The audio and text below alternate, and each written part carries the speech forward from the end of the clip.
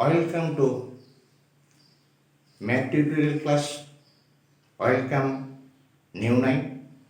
আমি তোমাদের বছর 2001-এর জন্য সুস্বাগতম জানিয়ে আজকে তোমাদের তৃতীয় অধ্যায়ের 3-এর 8 নম্বর অঙ্কটি নিয়ে আলোচনা করতে যাচ্ছি। বোর্ডে আমি অলরেডি 8 নম্বরটি অঙ্ক উঠিয়েছি। এই অঙ্কটি নিয়ে আমি আলোচনা করব। এই অঙ্কটি বিভিন্নজন বিভিন্নভাবে করে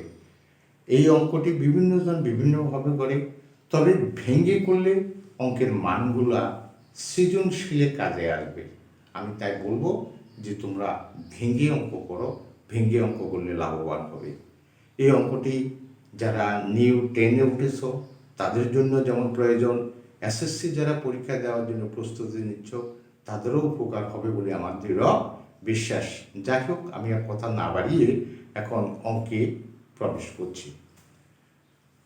প্রথম প্রশ্নটা হচ্ছে আমার a plus B is equal to √7 এবং a minus B is equal to √5 হলে প্রমাণ করো যে আমাকে a plus B is equal to √7 একটা মান দিয়েছে, একটা মান দিয়েছে a minus B is equal to √5 হলে প্রমাণ করো যে 8 ab a square plus b square is equal to 24। প্রশ্নে গভীরে গেলে দেখবা যে এখানে ab আছে, এখানে a square plus b square আছে। এইটাকে যদি আমরা সরিয়ে রাখি তাহলে আমাকে ab এর মানটা নির্ণয় করতে হবে আর a স্কয়ার প্লাস b স্কয়ারের মানটা নির্ণয় করতে হবে। এইট ab দিয়ে অঙ্ক করা যাবে, কারণ 8ab না থাকে এখানে যদি মনে করো 7ab থাকে তখন আমি কি করব, অথবা 15ab থাকলে আমি কি করব। তাই আমার প্রশ্ন থাকবে এবং তোমাদের কাছে আমার একটি মাত্র অনুরোধ থাকবে, তোমরা ভেঙে করো। ভেঙে করলে তোমাদের উপকার হবে। আমি তোমাদেরকে দেখাচ্ছি। দেওয়া আছে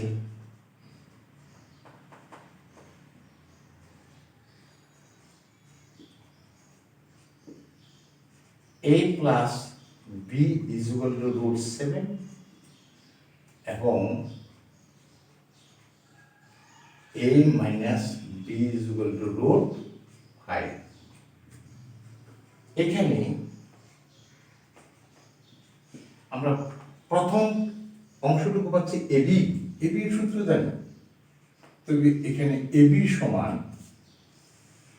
দুটো সূত্র আছে, a plus B whole square minus a minus B whole square divided by 4। AB এর দুটো সূত্র আছে, সে সূত্র দুটো হচ্ছে, আমি তোমাদেরকে এবি সমান, তোমরা এই সূত্রটা সম্পর্কে খুব ভালোভাবে পরিচিত।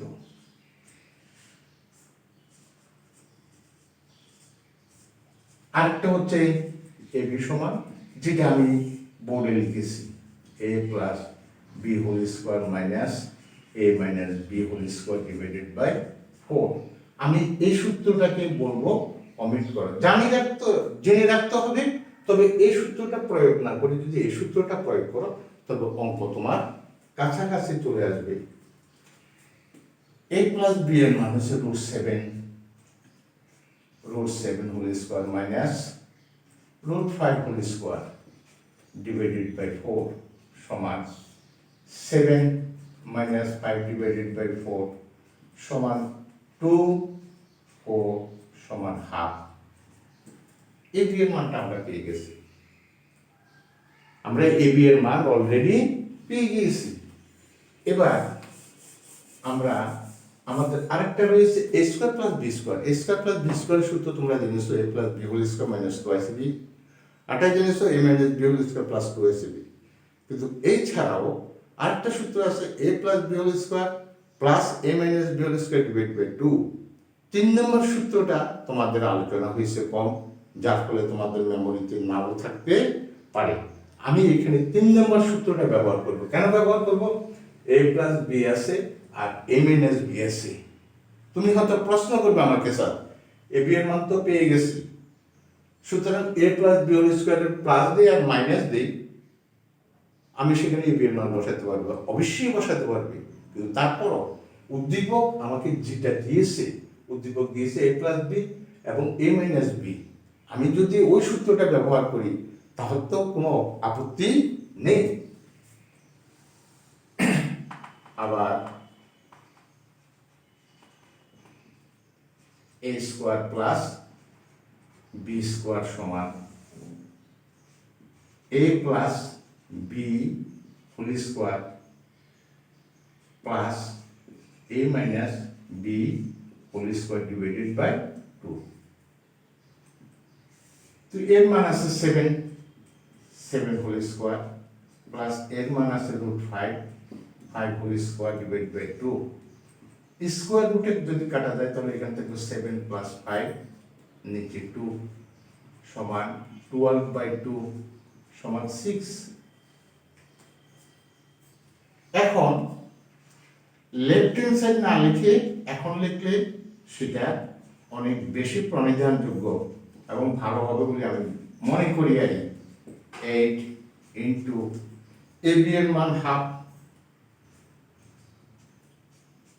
a square plus b square মান পেয়েছি আমি 6, ab এর মান পেয়েছি হাফ, 8 রয়ে গেল, ab এর মান half, a square plus b square মান হচ্ছে 6।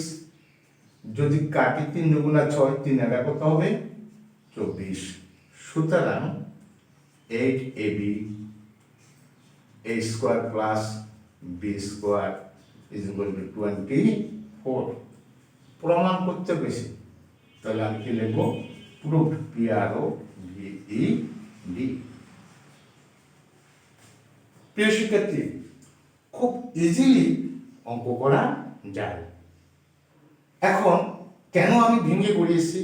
ভেঙে করাবার পিছনে কারণ এই যে a square plus b square, কারণ সৃজনশীল আকারে থাকবে তোমার ab এর মান, এই যে ab এর মান a square plus b square মান হয়তো থাকতে পারে তোমার পরবর্তী অঙ্কটা a to the power 5 plus 1/a to the power 5 এর মান নির্ণয় করো। যখন আমি সৃজনশীল নিয়ে আলোচনা করব তখন তুমি এর বেনিফিট পাবে, এই নিয়মটার বেনিফিট পাবে, এর যে গুণাগুণ সেটা সম্পর্কে তুমি বুঝতে পারবে।